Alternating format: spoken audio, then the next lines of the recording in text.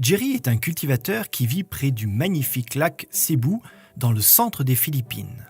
La terre y est riche et abondante. Elle produit tout un éventail de fruits et de légumes, tandis que le lac assure à la population une source abondante de poissons.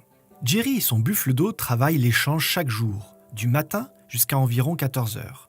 Après quoi, son fidèle compagnon prend un repos bien mérité, tandis que Jerry commence son deuxième travail, étudier la Bible avec ses voisins.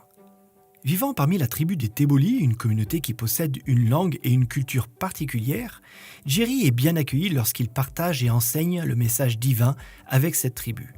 Formé à être ouvrier biblique par le pasteur qui l'a conduit au Christ il y a 20 ans de cela, Jerry répand l'évangile et partage la parole de Dieu par le moyen des études bibliques. Cependant, Jerry souffrait de violentes douleurs dans le côté. Il consulta un médecin qui lui dit qu'il avait besoin d'une opération et de médicaments. Mais Jerry ne pouvait payer ni l'un ni l'autre. N'ayant pas d'autre option, Jerry décida de vendre son précieux buffle d'eau qui l'aidait à travailler les champs et à subvenir aux besoins de sa famille. Ce fut une décision douloureuse pour Jerry, mais c'était le seul moyen de surmonter ses souffrances et de retrouver la santé. Malgré ces difficultés, la foi de Jerry ne faiblit jamais. Il rencontra un pasteur adventiste qui l'encouragea à confier cette situation à Dieu. Jerry demanda à être baptisé. Le jour de son baptême, lorsqu'il sortit de l'eau, la douleur de Jerry avait disparu. N'ayant plus à vendre son buffle, il put continuer à cultiver ses champs et à subvenir aux besoins de sa famille.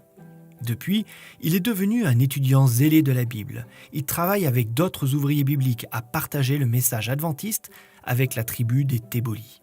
Mais il reste encore beaucoup à faire.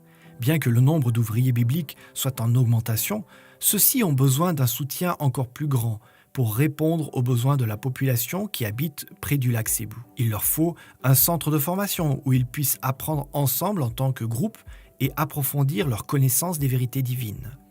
De nombreux membres de la tribu Téboli sont désireux d'entendre l'Évangile, mais il n'y a pas suffisamment d'ouvriers bibliques bien formés pour les instruire. Par nos prières, nos dîmes et nos offrandes de promesses, nous faisons beaucoup pour l'avancement du royaume de Dieu. Les offrandes de promesses sont nos offrandes régulières et systématiques. Si elles sont réparties telles que le suggère le plan des offrandes combinées, elles soutiennent financièrement un large éventail de besoins missionnaires, y compris les ouvriers bibliques dont on a besoin pour renseigner les vérités divines. Tandis que nous apportons nos dîmes et nos offrandes de promesses, puissions-nous mettre nos désirs à la dernière place et Dieu à la première.